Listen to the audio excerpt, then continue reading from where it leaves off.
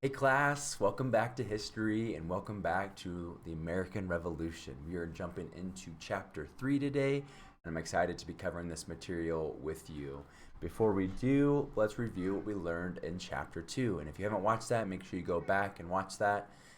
You need to be going through the module, through your history assignments, as well as science and literature in sequential order, so in order. So if you seem to not be able to get access to the next assignment, maybe you just need to go view the previous assignments.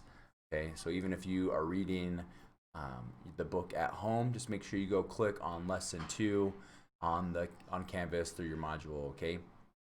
So in chapter 2, we talked about what it would have been like if you grew up on a colonial farm in the 1750s.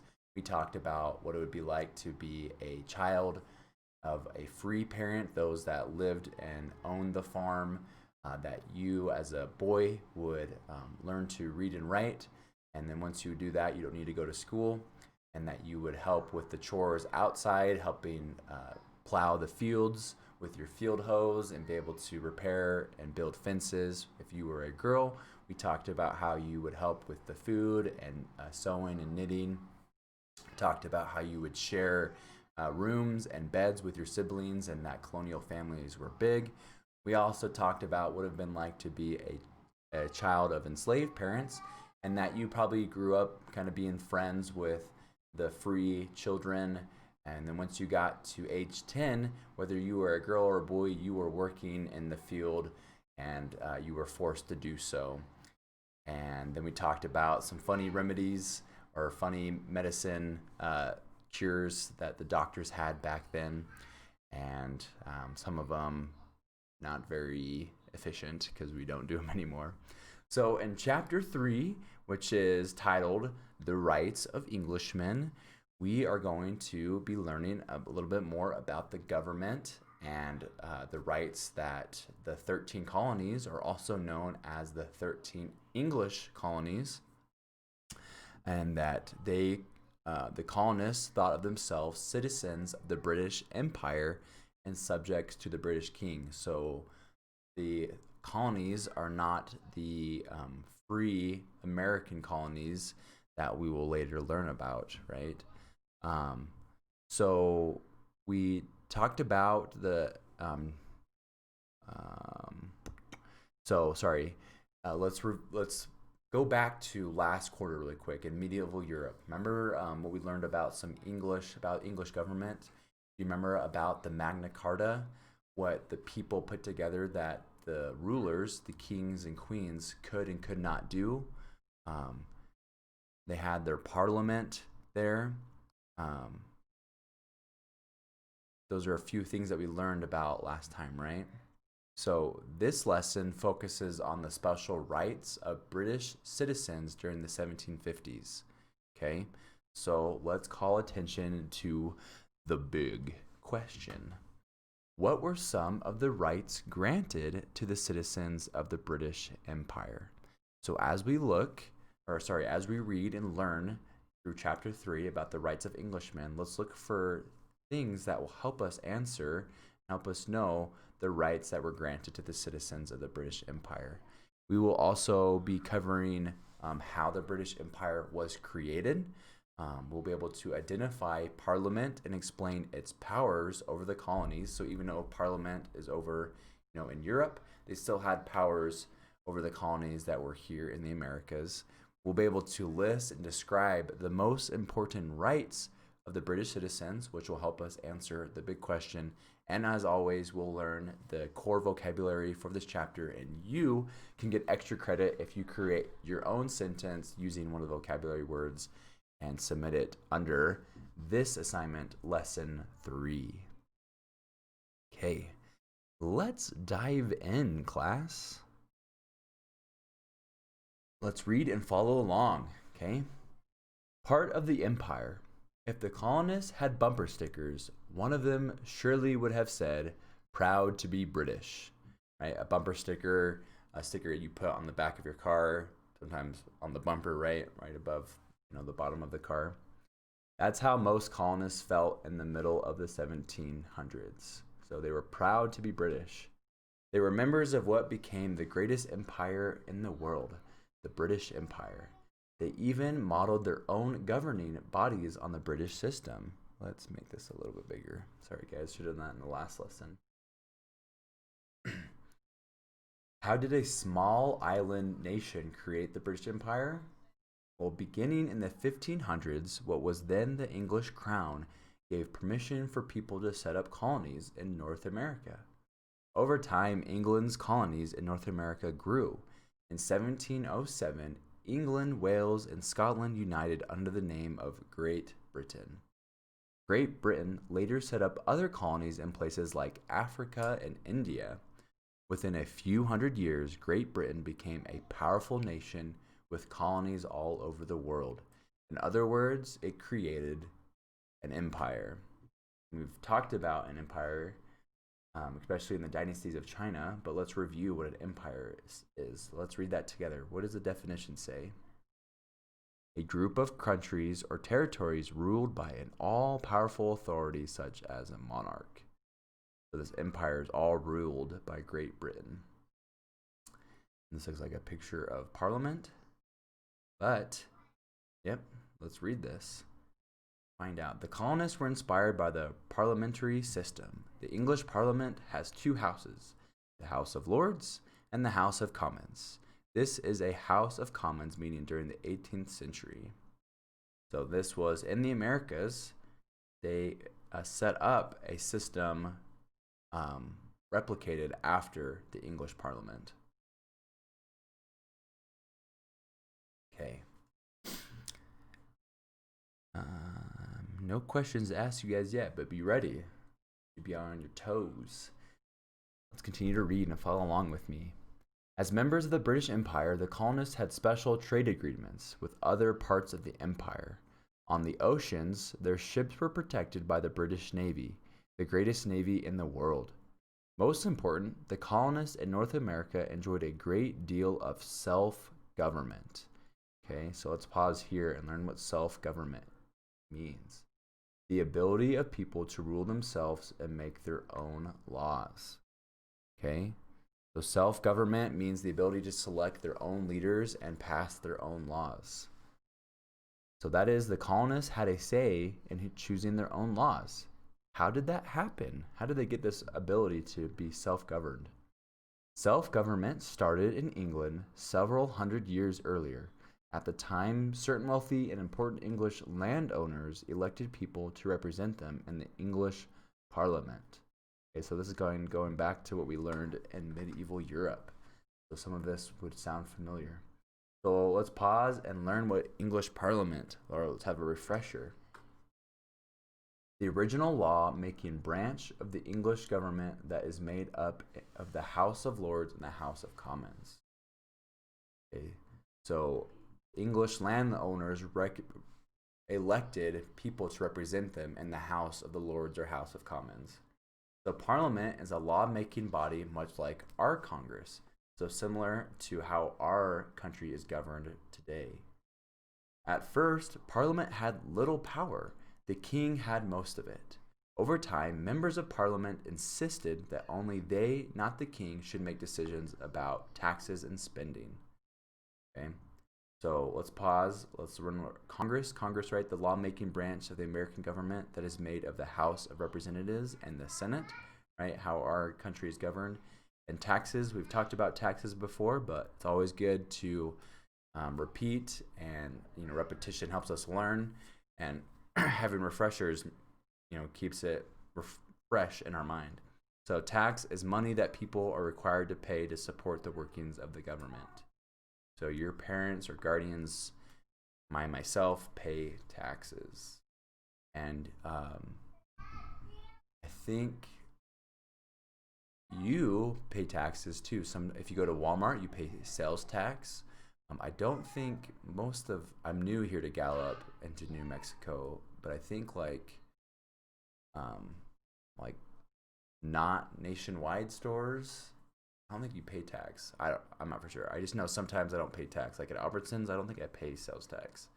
Anyways, I was trying to say that you guys probably pay tax, especially if you go to Walmart and buy something, you're paying sales tax there. Where did we leave off? Right here, taxes and spending. They said that Parliament should have a say in other decisions too, which makes sense, right? Because the people are asking people to represent them, right? So they are people, the people are being represented in the Parliament, right? The king is kind of his own entity, his own being. And he doesn't really know what the people want, but the Parliament is being represented by the actual people, which is like today, right? We have representatives who are representing our, our wants and desires and the things that we need and want to have happen. English kings disagreed. For a few hundred years, the kings and the Parliament struggled over this issue. In 1689, Parliament finally won.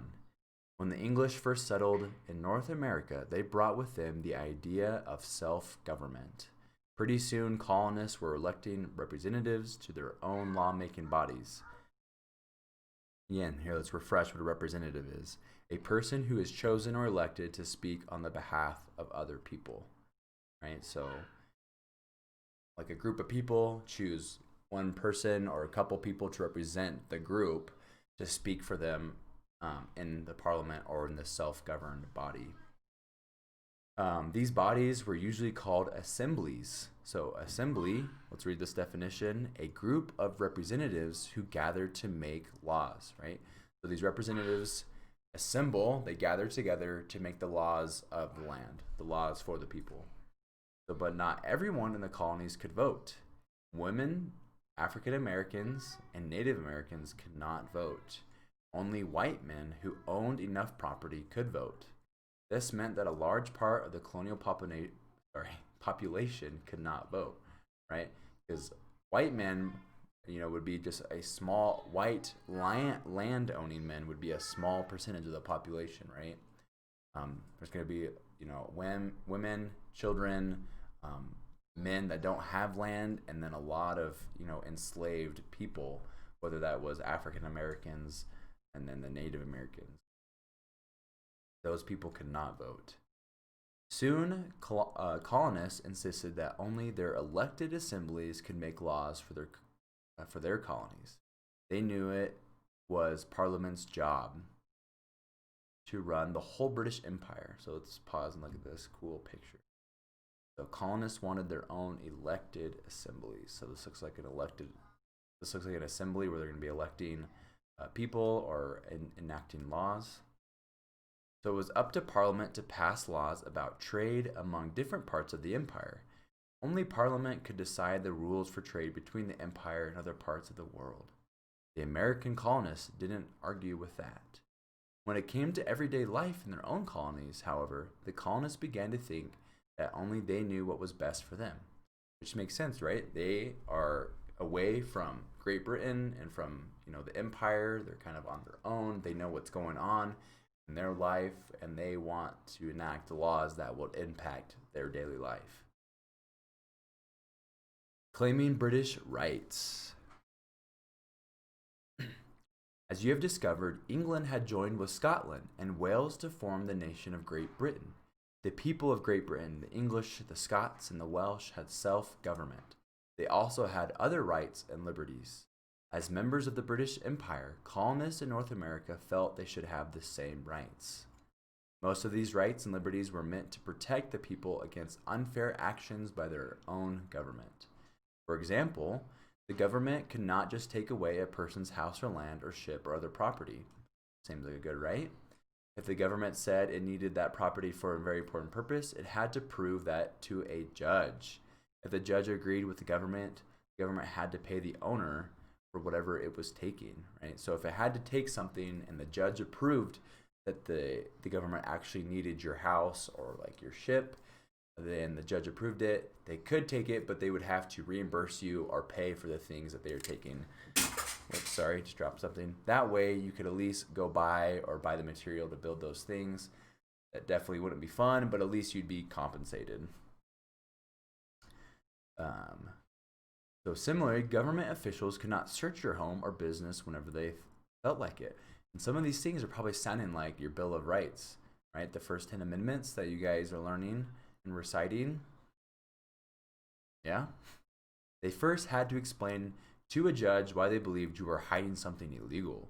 The judge then had to give permission for the officers to conduct a search. Otherwise, no search was allowed. So, what amendment does that sound like, right? Ones with warrants? So, according to the law, British citizens could not be put in jail unless they were accused of breaking a law. If they were accused, they could not be kept in jail indefinitely. So, without like an end. Like indefinitely means like you're coming in and you could be here for a week, you could be here for a couple years, who knows, right? They had the right to a trial before a jury of fellow citizens. Okay, and this sounds like another amendment. And a citizen is a person who is legally recognized as a member or subject of a country or state.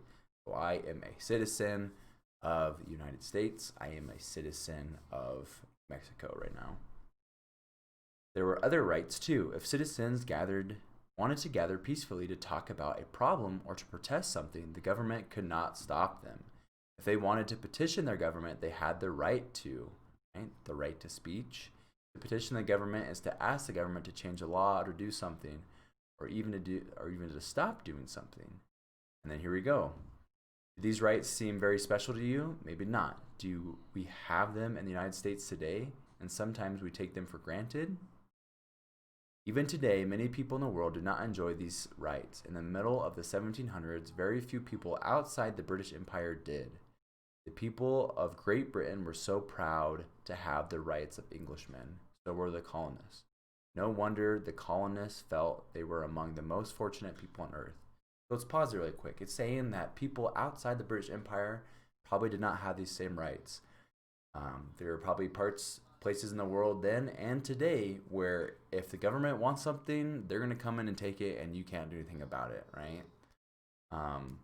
There are parts of the world where if you start saying things that the government doesn't like, you could be put in jail and you could be there for the rest of your life and not even have to go through a trial, right? So these rights that these Englishmen had back then and that the rights that we have today are very special, and we're fortunate now, and they were fortunate then, and that's why they feel that they were blessed, And let's continue to read. So they lived in a land blessed by nature. They enjoyed rights and liberties equal to anyone, anywhere in the world. They were proud and happy to be part of the Empire of Great Britain. The idea of separating from the British Empire probably never entered the minds of most colonists. Many years later, Benjamin Franklin said, "I never heard in any conversation from any person the least desire from separation from England." Franklin was remembering how the colonists felt around 1763, but 13 years later, the American colonies separated from Britain and declared their independence.